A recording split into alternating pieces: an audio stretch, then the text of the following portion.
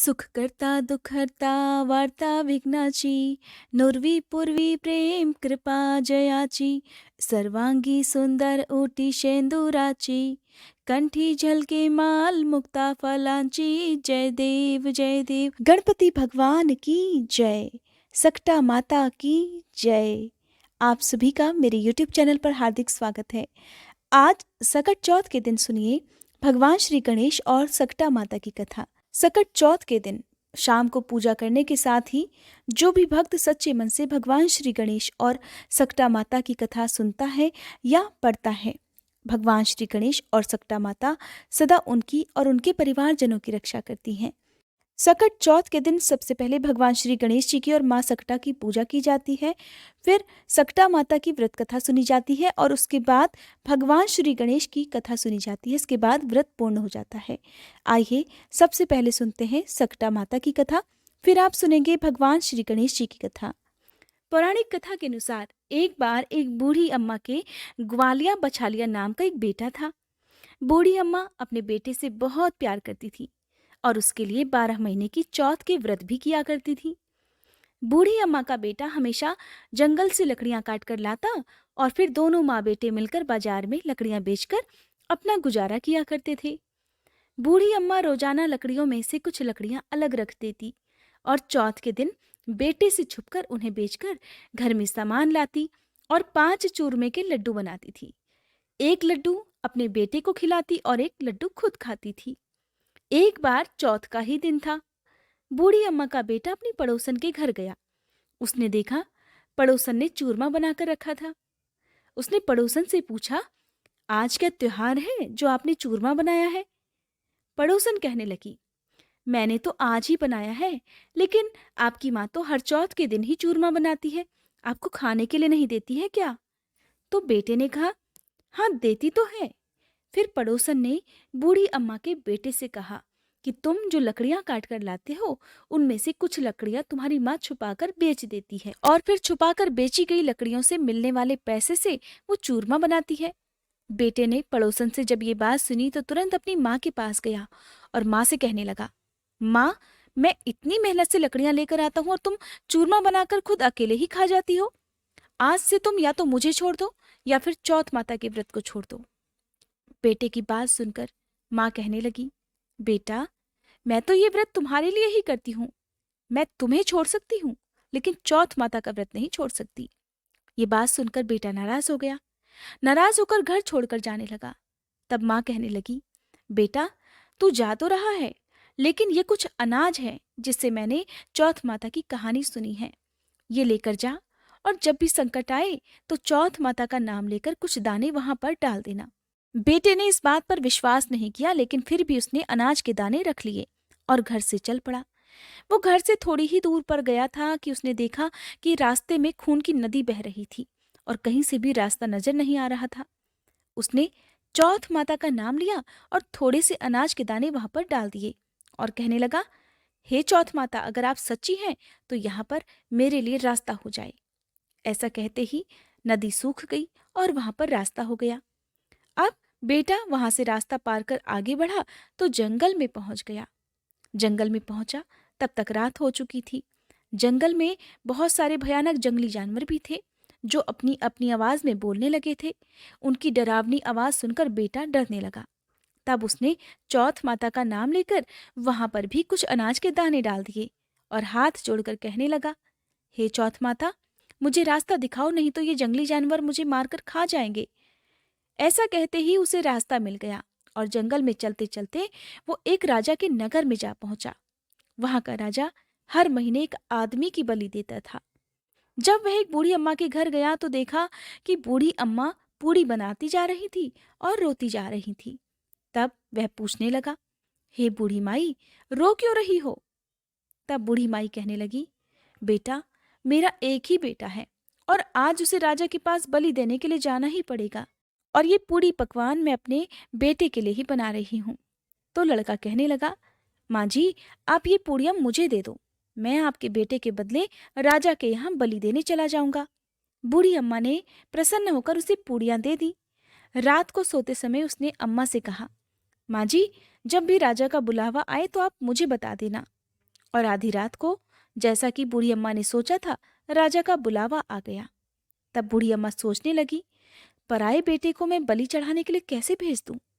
इतने में ही बेटा खुद ही उठ गया और बूढ़ी अम्मा को कहने लगा, माँ जी, मेरा थैला और मेरी लाठी दे दो। बूढ़ी अम्मा ने सोचा कि आज तक तो जो भी राजा के यहाँ गया है, कोई जिंदा वापस लौट कर नहीं आया, ये भी नहीं आएगा। इतनी ही देर में राजा के आदमी आए और उसको ले गए। अब आवा में उसकी चिनाई कर दी गई। अब हर बार की तरह जैसे चौथ माता ने उसे सारे संकटों से बचाया था, फिर उसने चौथ माता का ध्यान करते हुए कहा, हे चौथ माता, आपने पहले भी 2 संकट टाले हैं, तो ये संकट भी दूर कर देना। थोड़ी ही देर में आवा पक कर तैयार हो गया। 2-3 दिन बाद आवा के पास ही कुछ बच्चे खेल रहे थे। उन्होंने आवा पर पत्थर मारा तो उसमें से आवाज आने लगी। बच्चे भागे भागे राजा के पास जाकर कहने लगे कि राजा जी, आवा पक गया है। अब राजा सोचने लगा कि 6 महीने में पहले आवा पका करता था, अब 3 दिन में ही आवा कैसे पक गया? राजा को विश्वास नहीं हुआ, बल्कि उसे हैरानी होने लगी। फिर भी उसने अपने नौकरों को भेजा। नौकर जब आवा के पास पहुंचे तो उन्होंने वहां जाकर देखा कि वहां पर तो सोने चांदी के कलश ही कलश रखे हुए हैं। जब उन्हें उतारने लगे तो अंदर से आवाज आई, धीरे धीरे उतारो, अंदर मानस बैठा हुआ है। राजा के आदमी कहने लगे, इसमें तो कोई भी नहीं बोलता था, आज पहली बार इस आवे में से कौन बोलने लगा? कोई भूत बोलने लगा क्या? आवा के अंदर जाकर देखा तो उसमें तो अनाज उगा हुआ था। राजा के नौकर महल में पहुंचे और राजा को सारी बात बता दी। अब राजा ने सोचा, मुझे खुद ही चलकर देखना पड़ेगा कि आखिर सच्चाई क्या है। राजा आया, उसने आवा के पास आकर देखा तो उसने देखा एक मनुष्य वहां पर बैठा हुआ है। तो उससे पूछने लगा, अरे भाई, तुम कौन हो और तुम इस आवा में बच कैसे गए?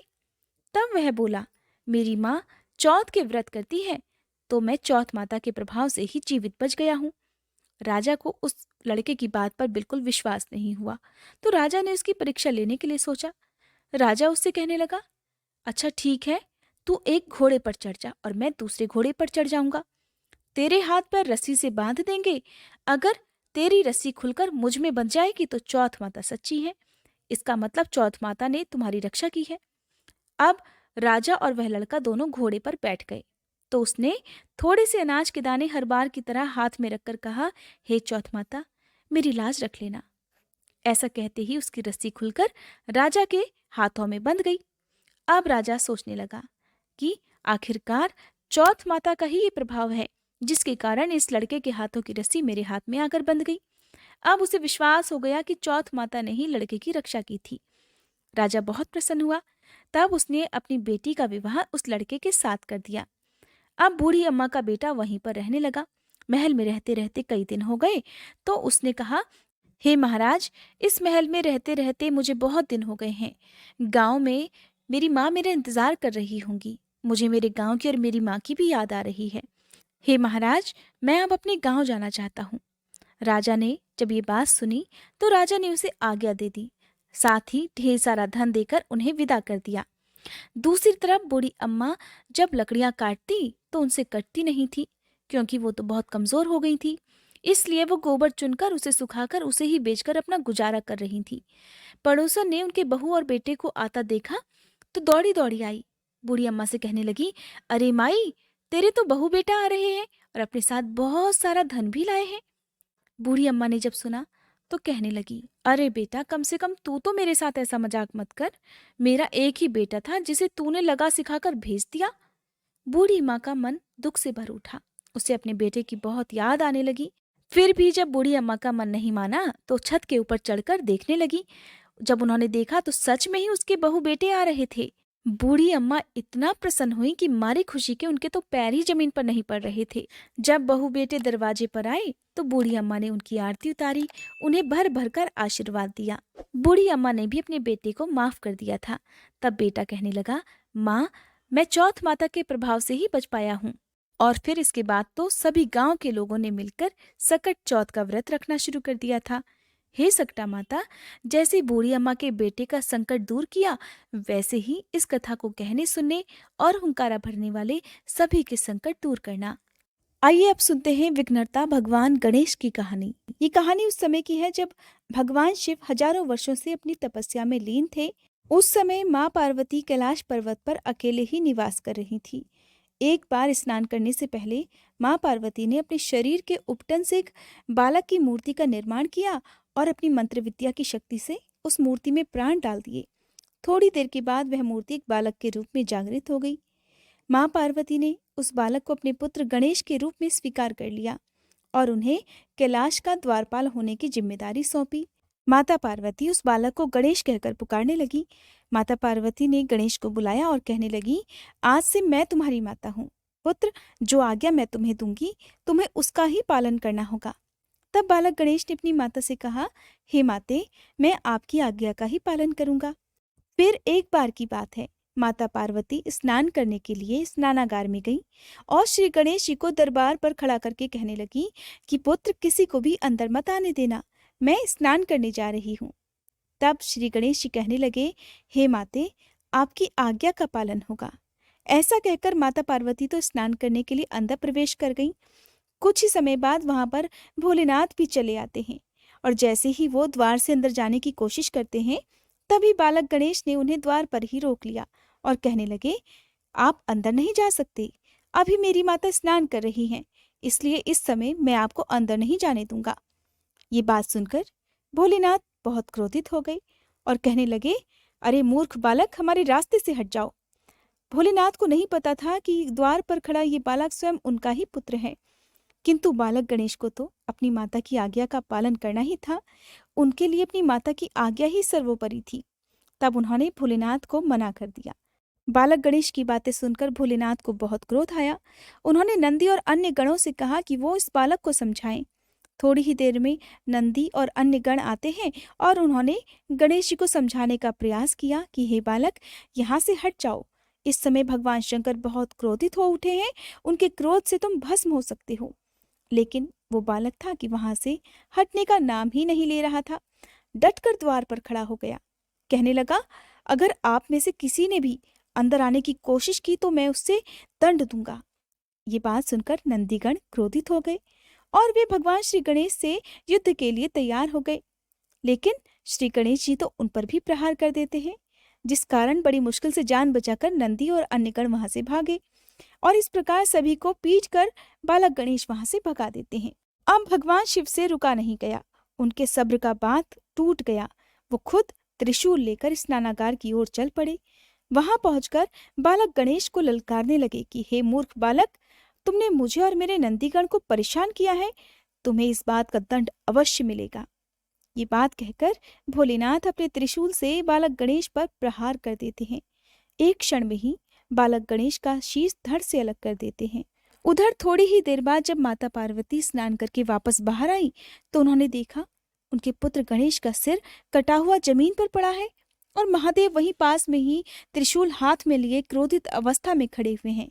ये सब देखकर माता पार्वती के क्रोध का ठिकाना नहीं रहा। दुख और क्रोध के मारे उन्होंने काली का रूप धारण कर लिया, जिससे तीनों लोकों में हाहाकार मच उठा। ब्रह्मा, विष्णु और महेश सहित सभी देवतागण मां पार्वती के इस भयानक रूप से भयभीत हो उठे और वे सभी उन्हें मनाने का प्रयास करने लगे। लेकिन मां पार्वती की हठ थी कि मेरे पुत्र को वापस लाकर दिया जाए, नहीं तो मैं संपूर्ण सृष्टि का विनाश कर दूंगी, जिससे सभी बहुत डर गए। तब ब्रह्मा जी और विष्णु जी ने महादेव जी से कहा, हे महादेव, ये आपने क्या कर डाला? हे महादेव, आपने तो पार्वती के पुत्र यानी कि अपने ही पुत्र को मृत्यु दंड दे डाला। ये सब जानकर महादेव को अपनी गलती का पश्चाताप हुआ और वे मां पार्वती से क्षमा मांगने लगे। कहने लगे, हे देवी, मुझे क्षमा कर दो। अब ये मस्तक तो मैं वापस नहीं जोड़ सकता, लेकिन किसी पशु का मस्तक यदि मिल जाए तो मैं उसे जोड़कर पुनः बालक गणेश को जीवन दान दे सकता हूँ। तब ब्रह्मा जी ने सुझाव दिया कि पूर्व दिशा में जाकर जो माँ अपने बच्चे की तरफ पीठ करके लेटी हुई हो, उस बच्चे का सिर काट कर लेकर आओ। तब ऐसे किसी प्राणी की खोज की गई। रास्ते में सबसे पहले एक नन्हा हाथी दिखाई दिया, जिसकी माँ उसकी तरफ पीठ करके लेटी हुई थी। तब नन्हे हाथी का सिर काटकर भगवान गणेश के शरीर पर लगाया गया। भगवान शिव की कृपा से बालक गणेश पुनः जीवित हो उठे। तब माता पार्वती और अन्य सभी देवताओं और ब्रह्मा, विष्णु, महेश सहित सभी बालक गणेश को आशीर्वाद प्रदान करते हैं, उन्हें अनेक प्रकार की शक्तियां प्रदान करते हैं।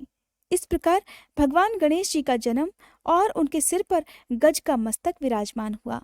इस तरह माता पार्वती के पुत्र पर आया संकट दूर हो गया, उनके पुत्र की रक्षा हो पाई। बोलिए गणेश भगवान की जय। ये थी सकट चौथ की पौराणिक कथाएं, जिन्हें सकट चौथ की पूजा करने वाले या व्रत रखने वाले हर भक्त को अवश्य सुनना चाहिए।